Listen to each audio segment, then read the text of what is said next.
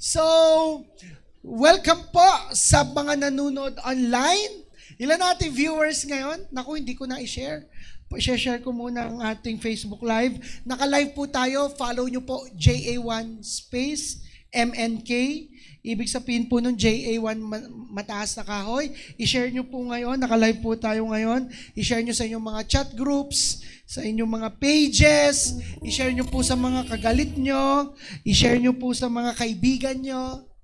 Yan, i-share nyo po sa inyong thesis group, itong grupo na ito. And we believe maraming makakakilala sa Lord sa pamamagitan nito.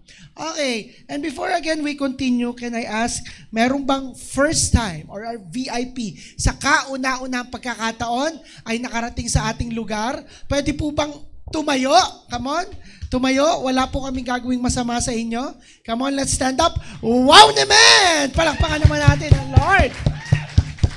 Come on, welcome po, welcome. Yan, welcome po, welcome. Ako, hi nyo naman sila, hi. I-high five nyo sila. Yeah, welcome po kayo, pwede na po kayong maupo. Yes. Welcome po sa Jesus the Anointed One Church. Ako nga pala po si Pastor Fini Plata. Ako po ang senior servant dito. And we don't believe in any religion. Sorry to disappoint. But we believe isa isang masayang relasyon sa ating Diyos. Kung ano maisulat mo sa iyong birth certificate o sa inyong registration form, ayong bahala, basta mahalaga ikaw at si Jesus Christ. And we believe that this Bible ay buhay. Itong piraso ng papel na ito ay makapangyarihan at may talab sa inyo. At naniniwala tayo na walang religion na makakapagligtas. Kasi ang religion, yung mga nagtatag ng religion, hindi namatay para sa iyo at hindi nabuhay para sa iyo. Si Jesus Christ lamang ang kayang gumawa noon. Okay, so sabihin natin, perfect in me. So sa loob ng 5 linggo, pinag-uusapan natin, yung theme natin, perfect in me. Ibig sabihin, yung banal na espiritu na nasa atin. Yung Holy Spirit na nasa atin ay makapangyarihan. So again, before we continue, let's all stand up. Tumayo po tayong oras na ito. And let's declare our calling verse. Luke 4:18 up to 19. Let's declare this. 1, 2, 3, go. The Spirit of the Lord is upon me, because He has anointed me to preach the gospel to the poor.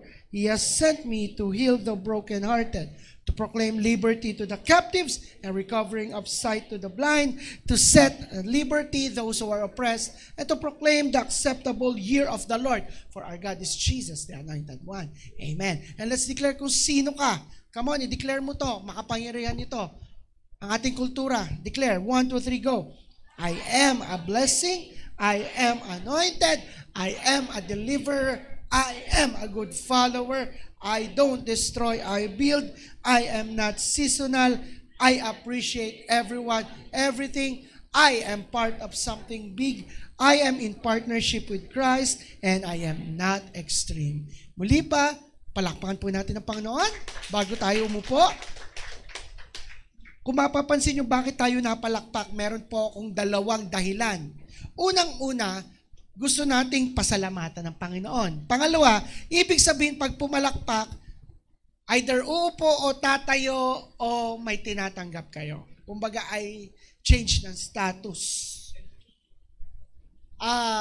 Ulitin ko yung verse, Romans 8 verse 11, sabi po doon, the Spirit of God who raised Christ from the dead is alive, living in you, lives in you. May Diyos na nabubuhay sa iyo. So sa mga hindi po nakahabol, sa loob po ng 5 weeks, pinag-uusapan natin yung mga perpektong pananalita, perpektong pag-iisip at perpektong ugali, habits. 4 weeks ago, pinag-uusapan po natin yung positive in me. Hindi ako nega. Ulitin ko, amuyin mo yung katabi mo. Amoy negative ba yan? Dapat laging positive mindset, positive thinking, hindi negative. At sunod, pinag-usapan natin, the honest in me, hindi ako sinungaling. Sabihin mo sa katabi mo, ililibre kita mamaya. Dahil hindi ka nagbawal magsinungaling, lilibre mo yan. And 2 weeks ago, shinare po ni Pastor Aldrin yung the grateful in me, hindi ako reklamador. Yan. Sino dito mga Israelita, mga nagre-reklamo pa? Ay nako, gabutan mo nga ngayon. Sabihin mo, huwag ka nang magreklamo. And last week, shinare po natin ay the appreciative in me, hindi ako pulaero. Sabihin nyo nga, hindi ako pulaero. Sabihin mo sa katabi mo, hindi ako pulaero. Kasama mo ngayon. Ay, hindi naman pala. Biro lamang po. Okay, ako po ay may share na, kung hindi nyo po na, sino pong ako po ay mahilig manood ng balita, 24 oras, TV Patrol. Kung napanood nyo po sa balita ay, may babalita lang po ako, sad to say, makinig muna po sa Pogi, sad to say po ay meron pong kumakalat na virus uli. Mas malala pa po kung pansin nyo, parang may nakalat na virus na mas malala pa daw po sa COVID. And nakalat na po sa ating bansa, sa Pilipinas. Napansin nyo, halos lahat po ay na-infect na. At ang masama po nito ay ang transfer rate daw po nitong virus na ito ay 100%. Hindi kagaya ng COVID, 80% lang, 90%. Pero ito, basta mahawaan ka, ganun ka na din. Ang sintomas po nito ay sobrang daling makita. Kahit saan po tayo magpunta, ay makikita nyo daw na, infected to. Kaya mag-ingat po tayo. At sa sobrang lala po nito, ng virus na ito, ay hindi lang po ito national pandemic, kundi ito universal pandemic na. Ang tawag po sa virus na ito ay Marites virus. Ang title po na i-share ko ay The Silent in Me, Hindi Ako Marites. Okay, let's pray. Lord, salamat po sa hapong ito. Salamat Lord, may nauto ako Lord. Lord, kilala mo kami. Kami chismosa. Lalo na ako Lord. Baguhin mo kami at kung ipaunawa mo sa amin that gossip is not your will. Kung anong kalooban mo mangyari sa aming puso at sa aming bibig. Salamat po Panginoon. In Jesus' name, Amen. Sabihin mo sa katabi mo, hindi ka marites. Ako lamang. Di ba? Di ba? Alam nyo po, ang Marites virus ay napakaraming variants. Ang unang variant po ay yung Marites. Alam mo yung ibig sabihin ng Marites? Di ba ito yung colloquial Filipino term na isang chismoso o chismosa? Pag sinabing Marites, Mare! Ano ang latest? O kaya, alam nyo Marilyn, yung variant ng Marites. Marilyn! May alam ako. Ako lang ang nakakalam. Ito ang iyong bilin. Marilyn. Marisol. Talaga? Oo nga, gayon nga yun. Yung kumari mong taga, Sulsol. That is Marisol. Alam mo yung mga Maris. Sabi si Maris, Mare, nakakainis yung kumpari ng asawa. Si Maris. Si Marisa. Ate Marisa, wala. Ano sabihin ng Mare? Ng Marisa? Mare, isa pa. Ano sabihin? Marina. Mare, ano na? Ito matindi, si Marian. Kilala si Marian?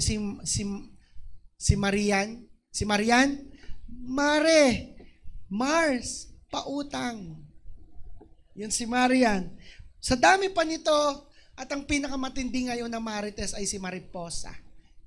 Alam si Mariposa, Mare, yang alam mo, i-post mo na.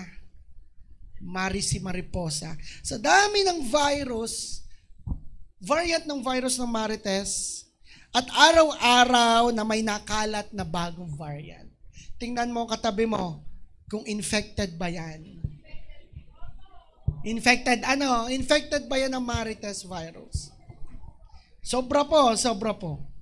Pastor, hindi naman ako chismoso. Pastor, hindi ako Marites. Itong signs na ikaw ay may virus. Meron akong 4 na signs. Number 1. Nag-e-enjoy kang pag-usapan ang buhay ng may buhay. Sino dito yung nangangapit bahay pa pag may nalaman siyang bago? Huy, si Catherine. Napunta pa. Huy, alam mo, may chika ako, besh. Sino dito yung nauwi ka sa bahay, pagkita mo, may kumpulan dun sa kapitbahay mo, naliig mo'y napapatingin at gusto mong pumunta din dun. Uy, ano gang meron? Ba't ka kayo'y nandiyan? Bakit ka kayo nandiyan? Kwatog habol. Bakit ka kayo'y nandiyan? Kita mo may kumpulan ng iyong mga kumare-kumpare. Tapos, nag-enjoy ka pag-usapan ng buhay ng may buhay kung may chat group pa kayo para pag-usapan siya. Yung issue tungkol sa anak ni ganito, yung may kabit daw si Ka Fernando, yung, uy, alam mo ba, ang title ng chat group issue tungkol sa anak ni ganito. Yung isang chat group may kabit daw si Ka Fernando. Gumawa ng bagong chat group, may bagong Mio si Kapitan. Pero, sa lahat ng chat group na yung kayo-kayo naman din ang magkakasama. Ano nga? At minsan, signs, masaya ka pa kapag ang ibang tao ay hindi maganda ang nangyayari. Yung may namatch mo, so, huy, alam mo ga, may na-aksidente doon sa may tapat ng airbase. Sino? Yung anak ni ganito. Ay, kawawa naman. Ay, buti nga kabilis-bilis naman nung magpatakbo. Masaya ka pa, may na-aksidente. Yung pinag-usapan nyo, kaklase nyo, tapos nung nalaman mo, mas mataas ang grade mo sa kanya, mas mataas yung final score na exam mo sa kanya, natuwa ka pa. Buti nga, kabobo naman niya. Kilala nyo si Satanas? Sino nakakilala kay Satanas? Satan, yan. Alam nyo po, sa Bible, unang mga salita ni Satanas sa Genesis 3, ang unang salita, ang unang usapan ni Satanas ay kay Eva. At ang usapan ni Eva at ni Satanas ay chismis. At ang kagulo-gulo, ay ang chinismis pa, ang pinagmarites pa nila, ay hindi si Adan. Hindi yung orangutan na nakasabit sa puno. Ang chinismis pa nila ay ang Diyos. Gayon, si Satanas. Ang daming ichichika ay si Jesus pa. Kaya sabihin mo sa katabi mo, kapag nagmamarites ka, si Satanas ka.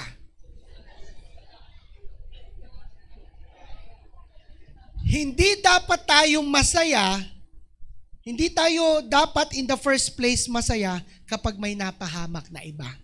Tama yun, di ba? Number 2 sign. Walang name drop. Ginagawa mong issue kahit maliit na bagay.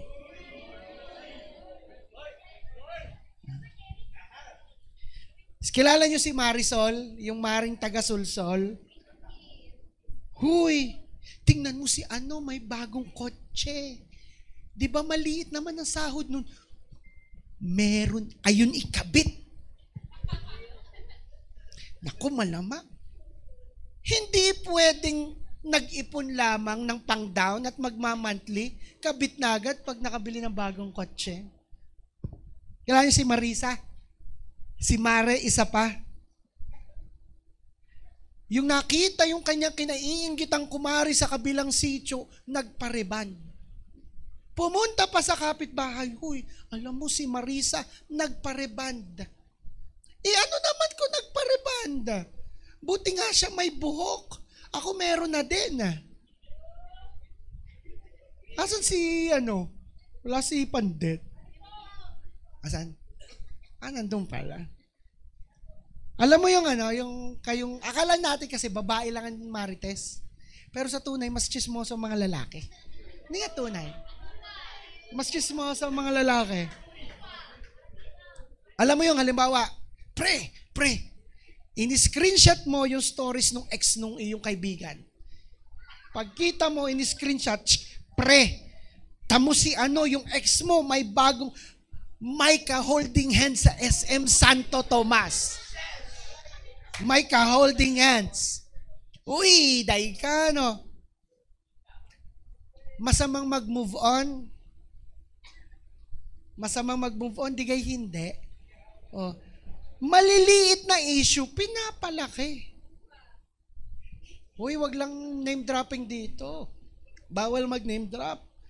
Bawal mag-name drop dito, ha? Alam mo, Anthony,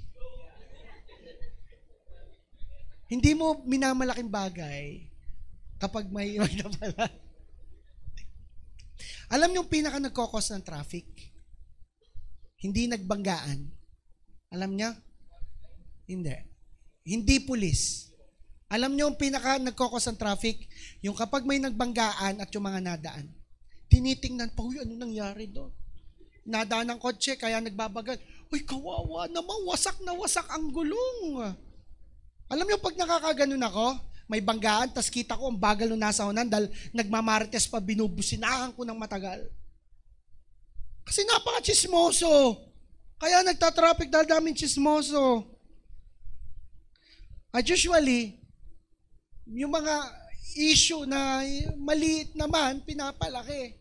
Chinichismis. Di ba gano'n naman usually kapag sa yung anak, gising na, tanghali na, hindi nagising. Ay, gising na, tanghali na, ganyan ba pagpapalaki ko sa inyo? Hindi nyo ba alam nung kayo'y grade 1, kayo'y kayo binubuntis ko? Hindi lang gumising ng ng maaga, pinalaki na, inungkat na lahat. Story lang po, di ba ang kapatid ko, kung kilala nyo si Ate Jezreel nyo, meron po siyang business sa Batangas, yung 7 Studio, yung photography studio. Nagkaroon siya ng event na kunwari siya ay kinasal, naka-bride siya, tas may photoshoot siya. Pinost niya dun sa page ng 7 Studio para lamang enganyo mga tao na kung gusto nyo may prenup, pwede kayo sa studio. Ang ginawa ko, shinare ko, kinongrats ko, congrats kapatid, ikakasal ka na. Naniwala ang mga tao. Ng kapatid ko, ikakasal bigla. Alam nyo, nakakatawa. Meron taga-ibang satellite. Ang pangalan, Marites. Marites mismo ang pangalan. Minessage kami. Sinabi, kapatid, sinong mapapangasawa ni Jezreel? Number 3, na signs na ikaw ay Marites. Feel good ka kapag nakakuha ka ng simpatya. Yung may kaaway ka. Uy, walang ganun din eh. Yung galit ka sa boss mo. Nag-post ka sa stories mo ng patama, sinetch, itech, itong ganito, ganyan. Hashtag, tamaan ang tamaan. Daming nag-PM sa'yo kasi alam nyo naman ang mga tao, Marites, huy, sino yun? Nagawa kayo agad ng chat group. Huy, sino yung pinatatamaan ni ano? May nag-PM sa'yo. Tapos nag-PM sa'yo, nagkwento ko, ay, alam mo, yung aking boss kasi ganito, ganyan. Nakakuha ka ng simpatsya. Tapos nag-reply sa'yo lahat, ay, kawawa ka naman. Na-imarites mo na yung dapat problema nyo lang sa kumpanya at hindi makakalabas para lang makaramdam ka na may kalampi ka. At ang mga lalaki ganun, gusto lagi ng kalampi. Pag may kaaway, gusto yung kaaway na rin ang lahat ng kanyang barkada. Ano pre, upakan ko na? Di ka? Halimbawa, may kaaway si Riben. Sasabihin niya kay Zayin. Sasabihin niya kay John Lloyd. Sabihin niya kay Kimi. Ano pre, upakan na natin? Si Riben lang naman may kaaway. Dahil gusto ng kalampi. Kunwari lang yun ha, hindi yung tunay ha. Minsan, magpo-post lang tayo ng status o kaya ng quote na parang sad sad girl, sad boy, malungkot ka, tas may nag-comment sa'yo ng, I feel you sis. May nag-comment sa'yo ng hugs. Iyon. Tas mamaya may nag-chat sa iyo na, sino ba yun sis? Pero ikaw, umattend ka kasi nito. Umattend ka nung Sunday, ang topic, "The silent in me," hindi ako marites. Pero nag-reply ka, sis, sabi kasi ni pastor, sabi sa Bible, masama daw ang gossip. Masama daw. Yun ang reply mo. Tapos hindi na nag-reply yung iyong ka-chat. At dahil ang tagal naman mag-reply na rin, sinabi mo na. Pero sis, wag mong ipagsasabi ha. Ganito kasi. Nainip. Kasi gusto natin ng kalampi. Ano nga yung number 1? Nag-enjoy kang pag-usapan ng buhay na may buhay. Number 2, ginawa mong issue kahit maliliit na bagay. Number 3, feel good ka kapag nakakuha ka ng simpatsya. And number 4, yung dapat ay sa iyo at sa Lord lang, ay sinabi mo na sa iba. Yung hindi natin mapigilan ang bibig at emosyon natin na ikwento sa iba, yung alam mo na dapat hindi natin pinagsasabi. Dahil either makakasakit ng kapwa o maselan. Yung alam mo maselan, pero sarap na sarap ka pang ikwento sa iba. Kailangan si Marichu, yung kumare mong taga-chuchu. Hindi naman minsan ang mga marites, oy, walang ganun din. Ha, baka kayo natatamaan, hindi kayo yun. Ha, walang marites dito. Okay? Pumalakpak ang hindi marites. Si Marichu, minsan kasi halimbawa, may sakit o kaya naaawa ako. Naawa ako sa taong yun. Sasabihin ko kay Sheila, alam mo Sheila, hindi mo ba alam na ganitong si RJ, yang si RJ ay ganito, ganyan? Gusto ko lang, kaya ako kinuwento kay Sheila, kasi gusto kong maawa din si Sheila kay RJ. Dahil gusto kong tulungan namin siya.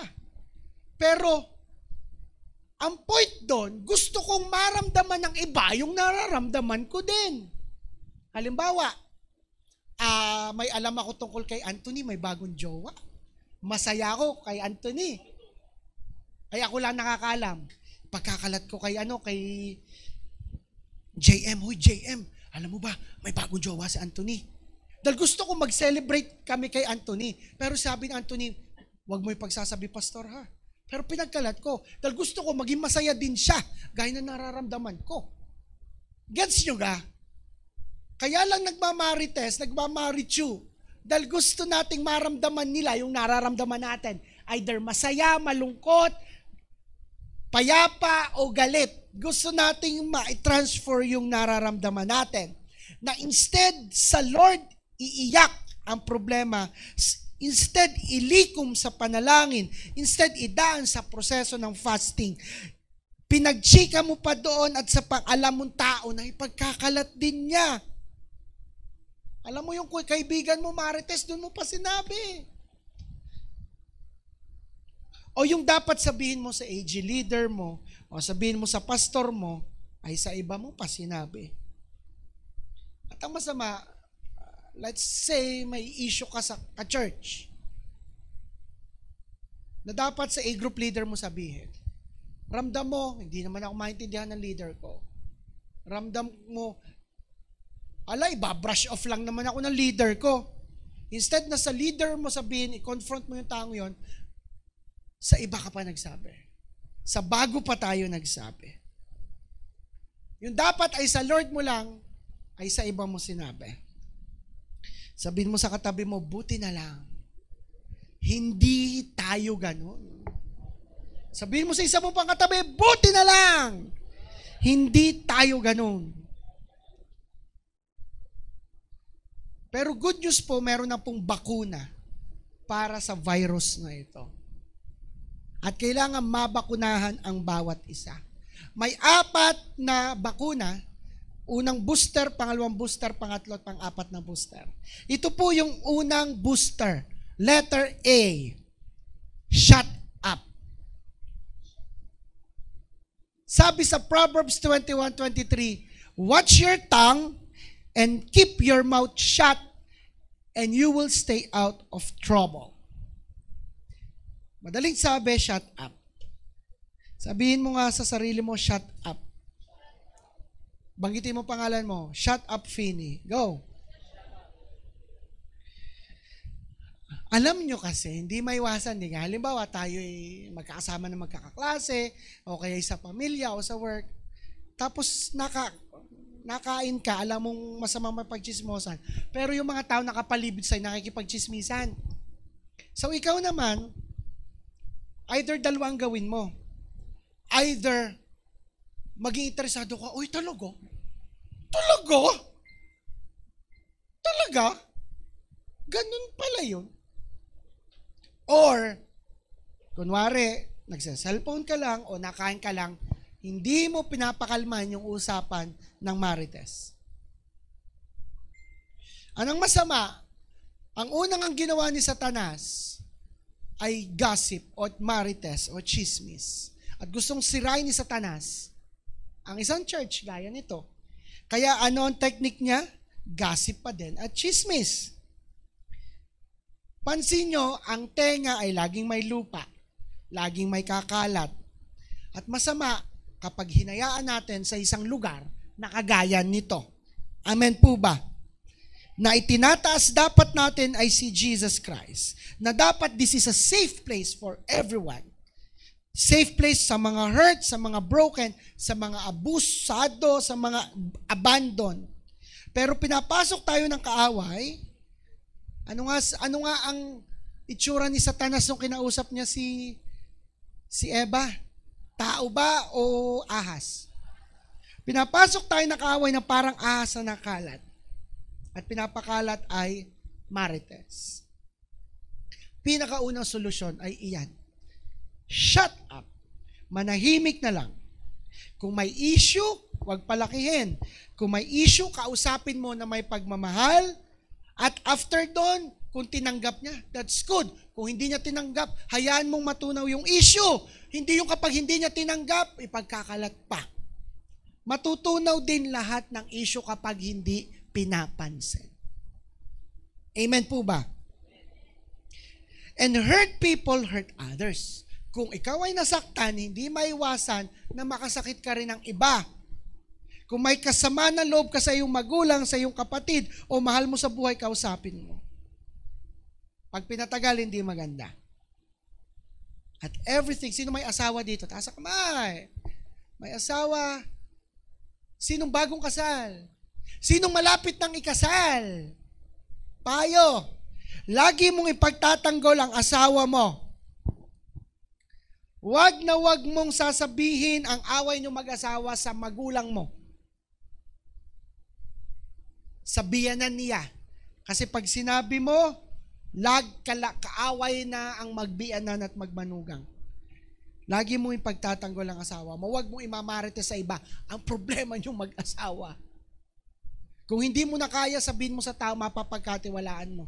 Pero huwag na huwag mong imamarites ang problema niyo. Letter B, pangalawang vaccine. Bago magmarites, tingnan muna ang sarili.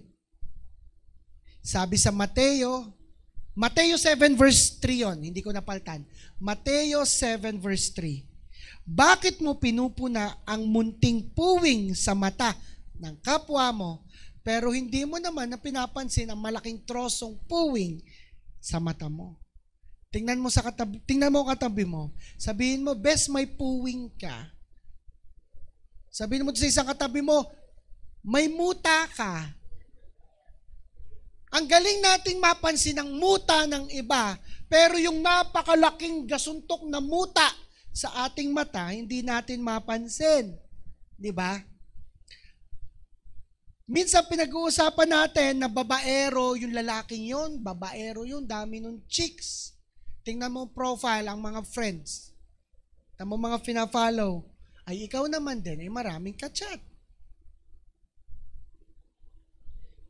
Kilala nyo si Maris? Si Mari ako'y naiinis. Naiinis si Maris. Dahil malandi yung ibang girl sa kabilang course, sa kabilang section. Naiinis si Maris. Samantalang siya din. Sa tunay. Kaya ako po personally, napakaingat ko sa akin dila. Pero take note, hindi ako perfect. Hindi kami mag-asawa perfect. Marami din ako nasasabi. Na sa tingin ko mali. At kung may narinig kayo sa akin, open ako, i-correct nyo ako bilang pastor. Kaya hindi ako makapag-marites, hindi ako makapag-judge ng iba, hindi ako makapula sa iba, kasi alam ko marami ring ipupula sa akin. At alam ko marami ring ipupula sa pamilya ko.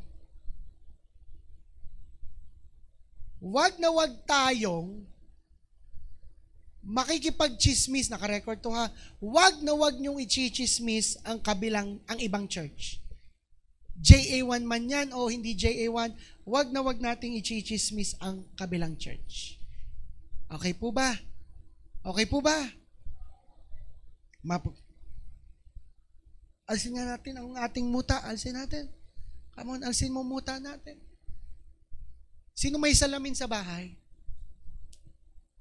Bago tayo magsabi, kasam lang naman ng taong yan, tumingin muna tayo sa salamin. Bago tayo magsabi, kabulok-bulok naman ng taong yon, tumingin muna tayo sa salamin. Bago tayo magsabing, kapangit naman ng gupit, tumingin ka muna sa salamin. Tingnan mo nga katabi mo. Sabihin mo, buti na lang ang pogi o ang ganda mo. Sabihin mo, dali.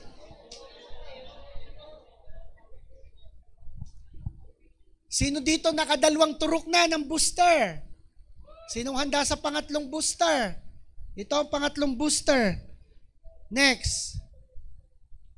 Mapagkatiwalaan ka, be. Alam mo ba ang sumisira sa isang pagkakaibigan? Itong mga salitang ito. Be, may sasabihin ako sa'yo. Huwag mong ipagkakalat, ha? Tapos, alam na ang kasunod. Sabi sa Kawikaan 20 verse 19. Uy, picturean nyo to. Itong verse na ito. Isulat nyo naman sa cellphone nyo. I-notebook nyo, guys. Sabi dito sa Kawikaan 20 verse 19. Ang lihim ay nahahayag dahil sa mga chismis.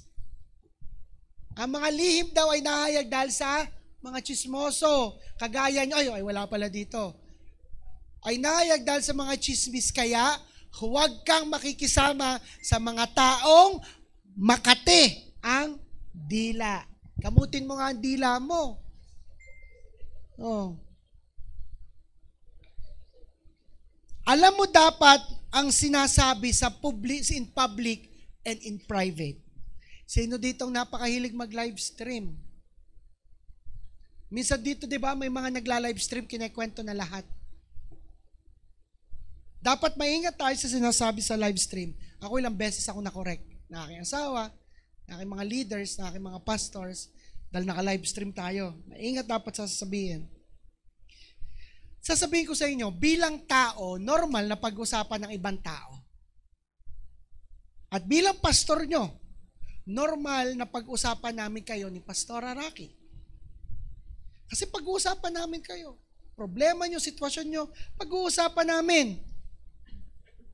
Ang masama ay pag may pinag-usapan kayong tao, ano yung mararamdaman mo after at ano yung gagawin mo after.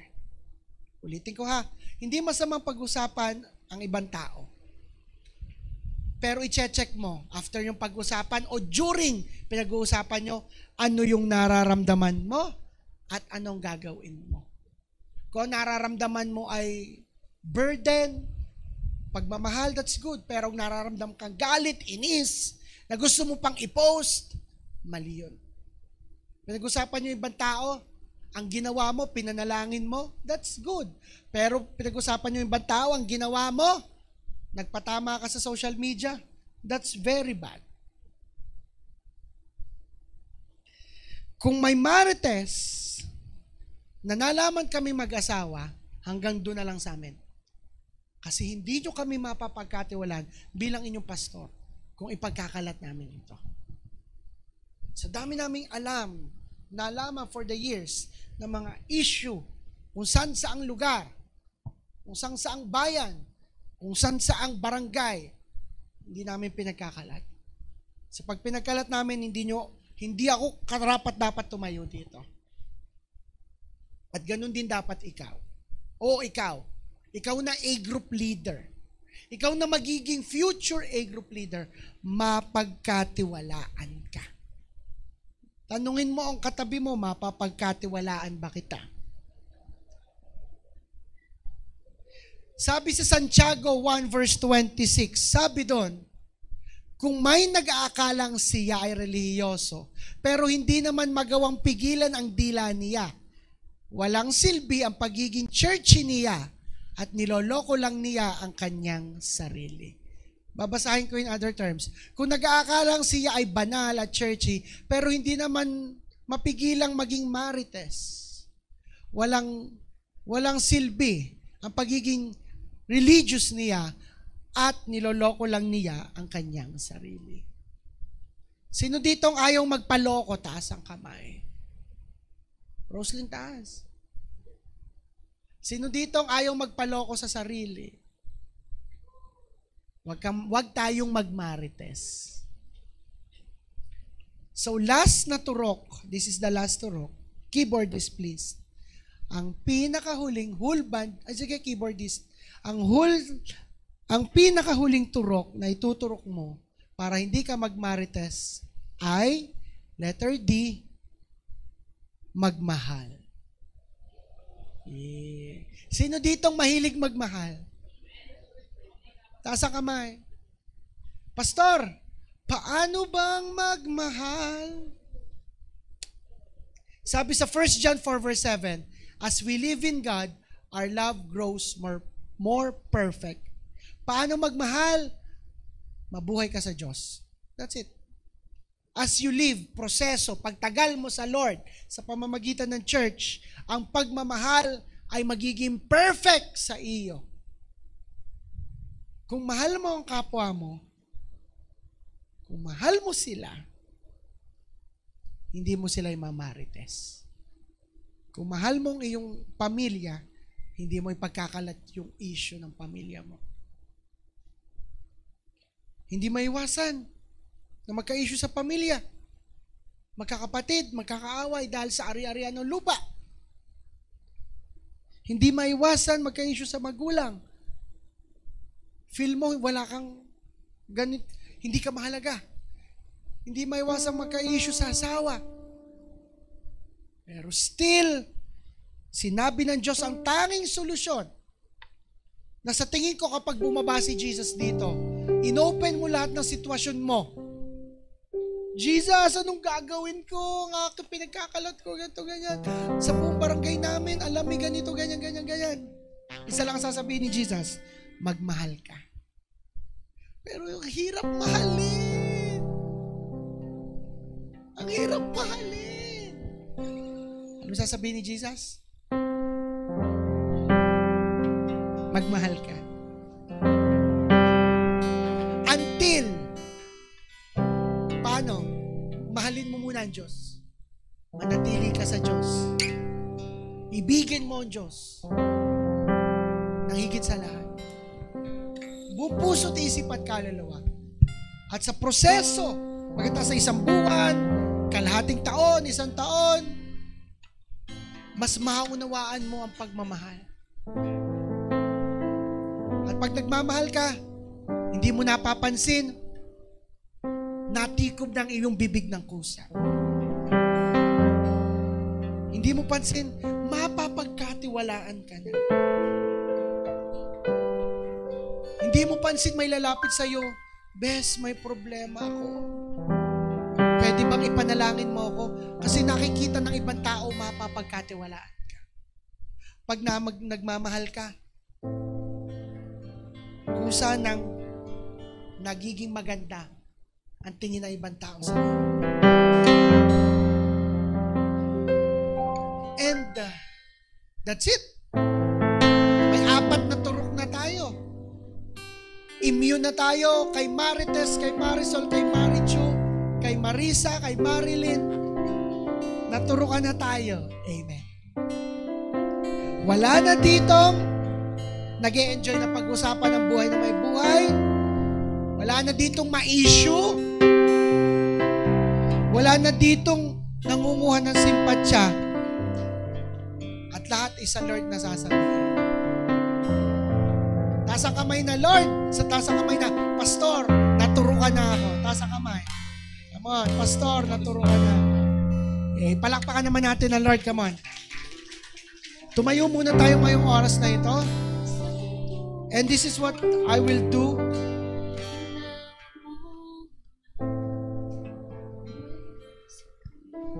Ang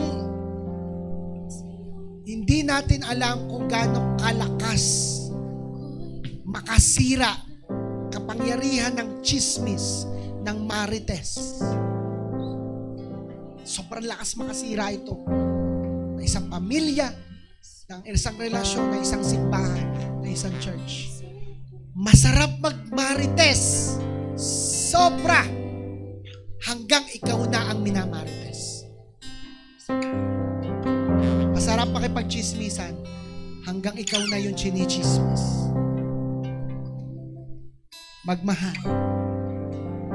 And I would say this,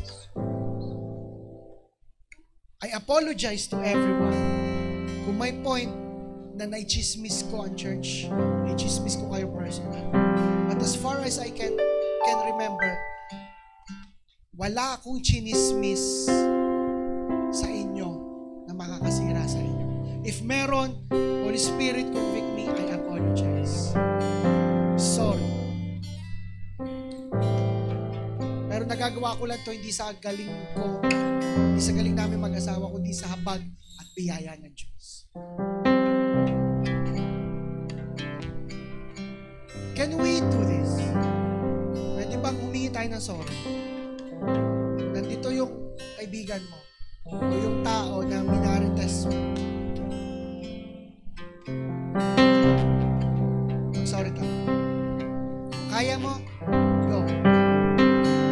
Pag hindi, humingi ka ng biyaya sa Lord. Kung kaya mo, lumapit ka sa tao. Pero kung hindi, tumayo ka lang, pumikit ka, humingi ka ng biyaya sa Lord para sa sunod na buwan, bago magpasko, o kinabukasan, nakapag-sorry ka sa tao. 1, 2, 3, go. You have 2 options.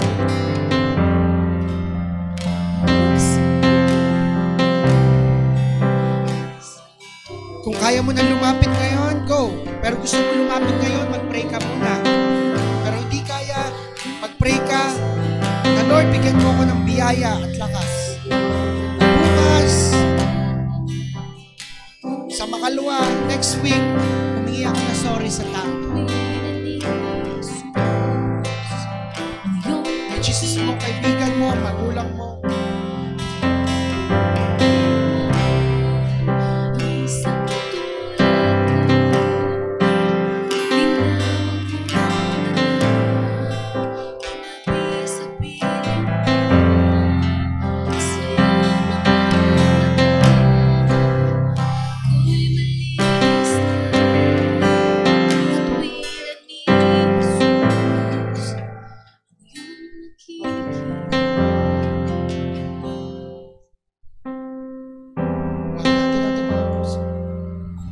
Nating mga puso.